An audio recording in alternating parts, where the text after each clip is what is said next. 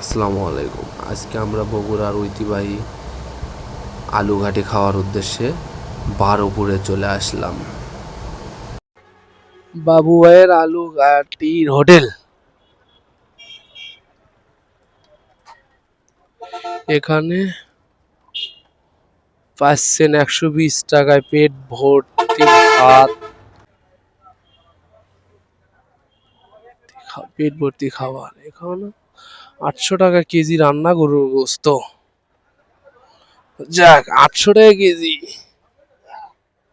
এই যে দেখ দেখ ম্যাক দেখ, সিরিয়াল আছে দেখতো।